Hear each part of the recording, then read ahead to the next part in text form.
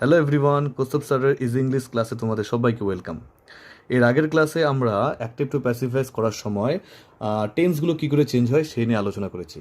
তো আজকে আলোচনা করব অ্যাক্টিভ টু প্যাসিভ ভয়েস করার সময় ইম্পারেটিভ সেন্টেন্সে কী কী চেঞ্জেস করতে হয়। তো সেটা নিয়ে আজকে আলোচনা করব। দেখো এখানে তোমাদের 12টি ইম্পারেটিভ সেন্টেন্স এখানে দেওয়া আছে যেগুলোর অ্যাক্টিভ টু প্যাসিভ ভয়েস করা হবে। চলো দেখে নিই কী করে করা যাবে। তো প্রথমে রুলসটা আমরা দেখে নিই। তো ইম্পারেটিভ সেন্টেন্সে অ্যাক্টিভ টু প্যাসিফাইজ করার জন্য আমরা এই রুলসটা, এই ফর্মুলাটা ট্রাই করব আমরা। প্রথমে হবে লেট, তারপরে অবজেক্ট, তারপরে বি, তারপরে ভার্বের 3 নাম্বার অর্থাৎ পাস্ট পার্টিসিপল ফর্ম। তো প্রথমটা ট্রাই করা যাক। প্রথম সেন্টেন্স আছে ডু ইট। তো ইম্পারেটিভ সেন্টেন্সে যদি এরকম টাইপের থাকে ডু ইট, তো সবার আগে আমরা কি করব, আমরা আগে লেট নিব। লেট দিয়ে সেন্টেন্সটা স্টার্ট হবে। লেটার পর কী হবে, অবজেক্ট। এখানে অবজেক্ট আছে কি, ইট। তো আমরা এখানে নিব ইট। তারপরে কি হবে, বি। তো লেট ইট বি।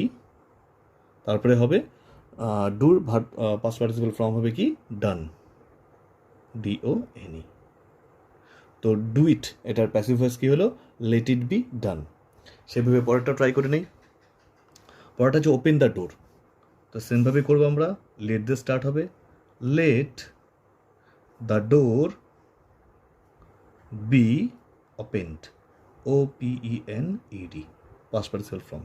প্রথমে লেট হবে, তারপর অবজেক্ট, মানে যেটা অবজেক্ট হবে ওটা সাবজেক্ট হিসেবে চলে আসবে, ওর পরে হলো বি, তারপরে পাস্ট পার্টিসিপল ফর্ম হবে ভার্বে।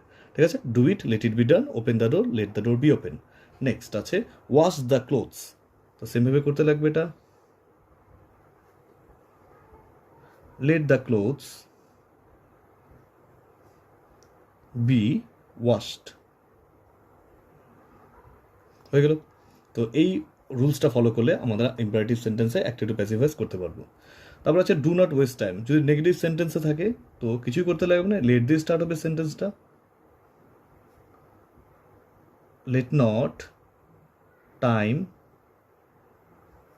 B wasted. দুটা আসলে এখানে অক্সিলারি ভার্ব হিসেবে আসছিল, দুটা পরে আর থাকবে না, let not time be wasted. Next দেখো do not laugh at the poor. তো সেমভাবে হবে, let not the poor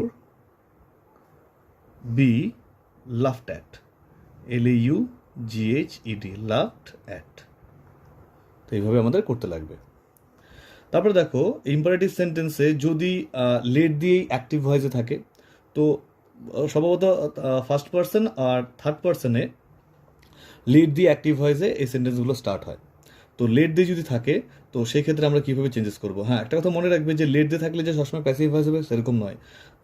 first person third পার্সনে late দিয়ে কিছু অ্যাক্টিভ ভয়েসও থাকে, যে দুটো তিনটে এক্সাম্পল এখানে দেওয়া আছে, দেখে নিই। Let me do it. তো এখানে লেট তো অলরেডি আছেই, তো লেটটা লিখতে লাগবে আগেই, let it be done by me. তো আগের মতন এটা সেমই আছে, শুধু আগে লেট মিটা জুড়ে দিচ্ছে, ডু ইট। ঠিক আছে, তো এখানে লেট মিটা থাকবে, let it be done by me. পরটা দেখো, let the girls sing a song. তো সেমভাবেই হবে, let a song be, sing এর past participle from sung, SUNG। তো let a song be sung by the girl. বোঝা গেল। Next, let Raju bring the chair. সেমভাবে হবে, let the chair be, bring এর past participle from brought, BROUGHT, by Raju, by Raju. আরও দেখে নেই, টেল হিম টু কাম। দেখো কোনো সময় পার্সন সাউন্ডেবল পার্সন বলে এগুলাকে। তো যদি এখানে সাউন্ডেবল কোনো ভার্ব থাকে বা সেন্টেন্স থাকে, তো সেক্ষেত্রে আমরা এই লেট দিয়ে করবো না। সেক্ষেত্রে আমরা অনেক সময় শুড ইউজ হয়, হ্যাভ ইউজ করি আমরা।